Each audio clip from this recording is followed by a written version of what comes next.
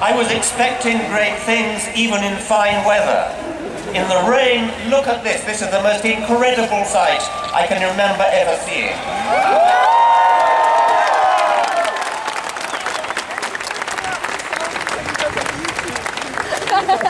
The sharper critical thinkers among you may have discerned that I don't come from these parts.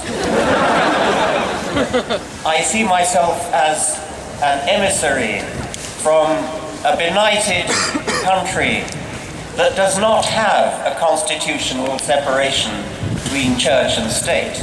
Indeed, we don't have a written constitution at all. We have a head of state who is also the head of the Church of England. The church is deeply entwined in British public life.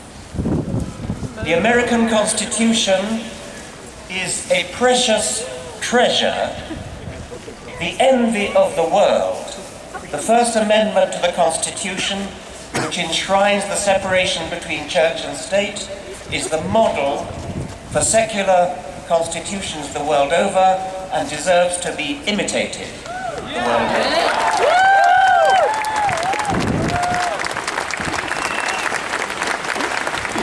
How sad it would be if, in the birthplace of secular constitutions, the very principle of a secular constitution were to be betrayed in a theocracy. And it's come close to that. How could anyone rally against reason? How is it necessary to have a rally for reason? Reason means basing your life on evidence and on logic, which is how you deduce the consequences of evidence. In 100 years' time, it seems to me inconceivable that anybody could want to have a rally for reason. By that time, we'll either have blown ourselves up or we'll have become so civilized that we no longer need it. You must keep an eye on this.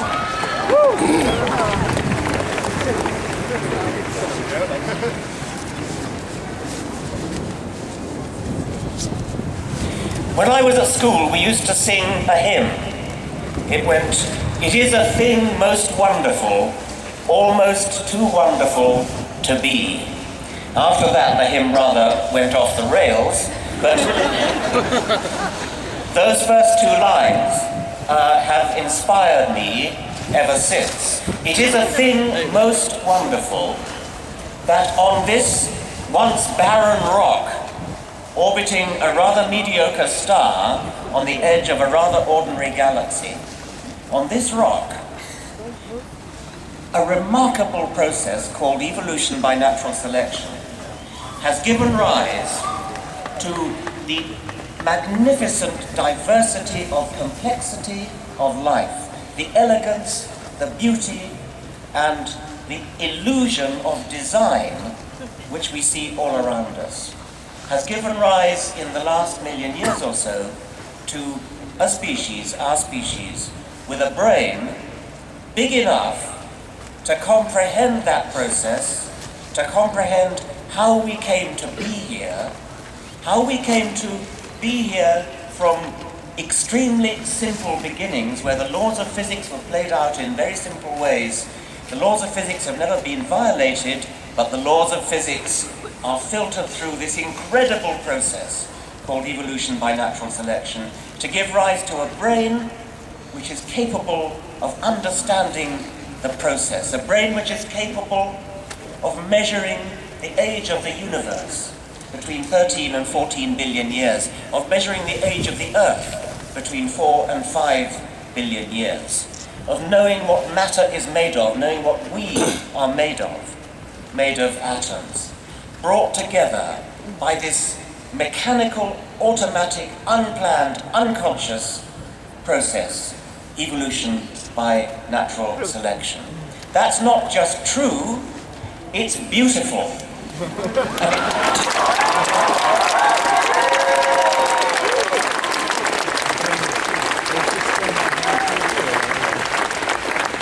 beautiful because it's true, and it's almost too good to be true. How is it conceivable that the laws of physics should conspire together without guidance, without direction, without any intelligence to bring us into the world?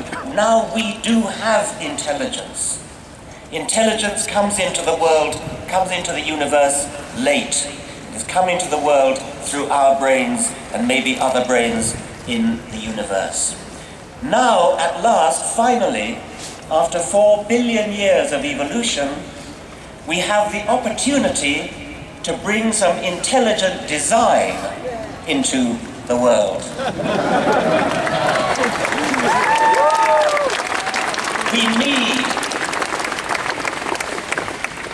We need intelligent design. We need it to intelligently design our morals, our ethics, our politics, our society. We need to intelligently design the way we run our lives, not look back to scrolls. I was going to say ancient scrolls. They're not even very ancient. About 800 BC, the book of Genesis was written. I am often accused of expressing contempt and despising religious people. I don't despise religious people, I despise what they stand for. Yeah.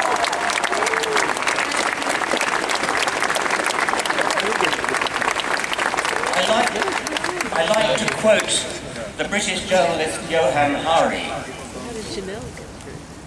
who said, I have no contempt for you, I have so much respect for you that I cannot respect your ridiculous ideas.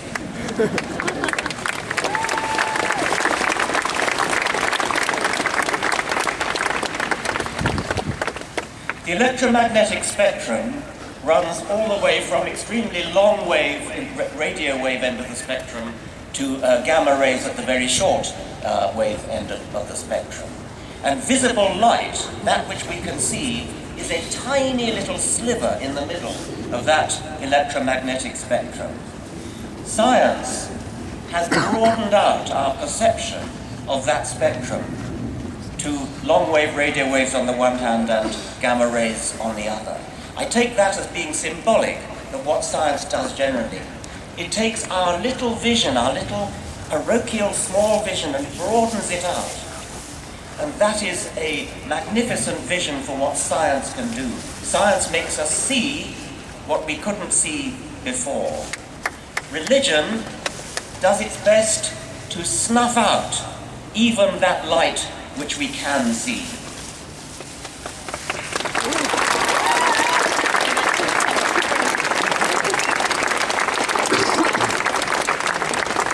So we're here to stand up for reason, to stand up for science, to stand up for logic, to stand up for the beauty of reality and the beauty of the fact that we can understand reality. I hope that this meeting will be a turning point. I'm sure many people have said that already. I like to think of the physical analogy of a critical mass. There are too many people in this country. There are too many people in this country who have been cowed into fear of coming out as atheists or secularists or agnostics.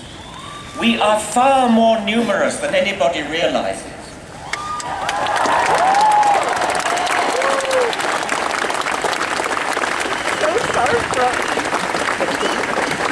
We are approaching a tipping point. We're approaching that critical mass where the number of people who have come out becomes so great that suddenly everybody will realize, I can come out too. And that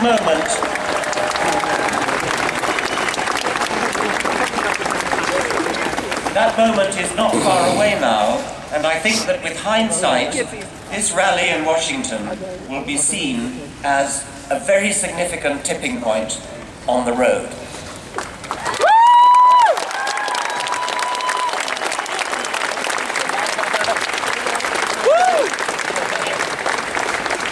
would particularly appeal to my scientific colleagues, most of whom are atheists. If you look at the members of the National Academy of Sciences, about 90% of them are non-believers, an exact mirror image of the official figures of the country at large. If you look at the Royal Society of London, the equivalent for the British Commonwealth, again, about 90% of them are atheists. But they mostly keep quiet about it. They're not ashamed of it, they just can't be bothered to come out and express what they feel. They think religion is just simply boring, and they're not going to bother to even stand up and oppose it. They need to come out. Religion is an important phenomenon. 40% at least of the American population, according to opinion polls, think that the world, the universe indeed, is less than 10,000 years old. That's not just an error, that's a preposterous error. I've done the calculation before, and it's equivalent to believing that the width of North America from Washington to San Francisco is equal to about 8 yards.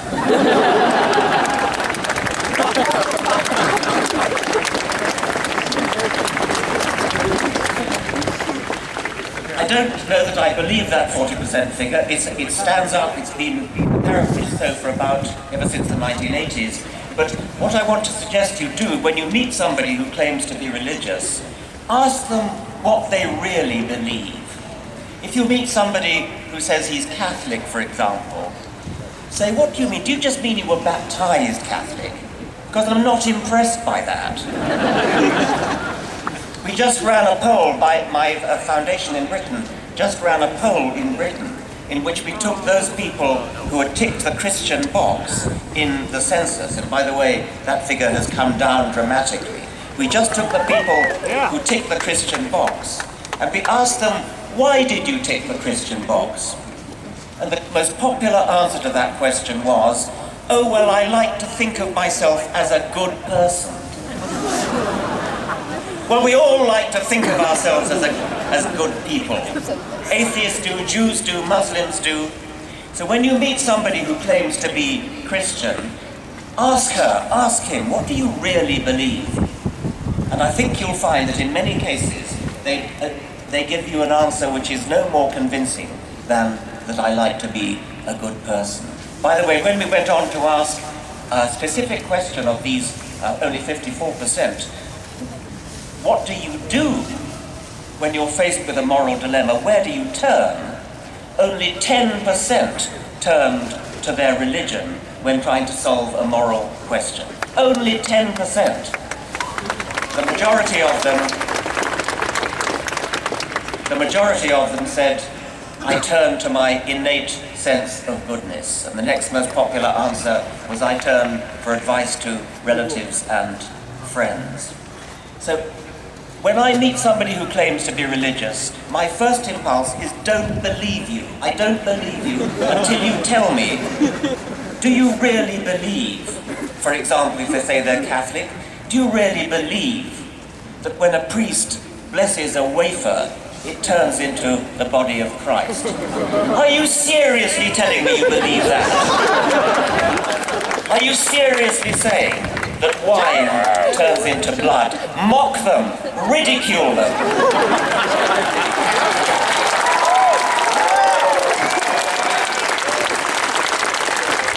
In public, don't fall for the convention that we're all too polite to talk about religion. Religion is not off the table. Religion is not off limits. Religion makes specific claims about the universe which need to be substantiated and need to be challenged and, if necessary, need to be ridiculed with contempt.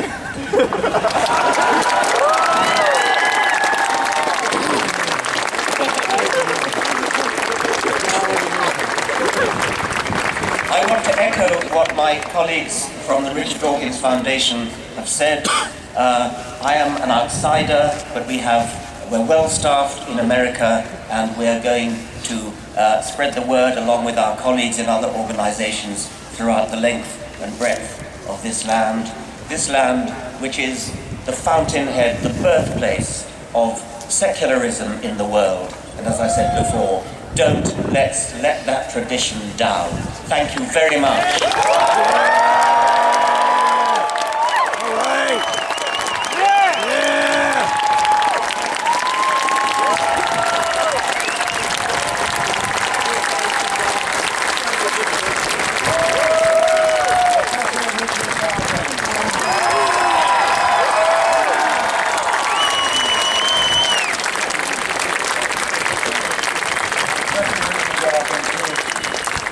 Fox News refers to as the high priest of this religion called atheism.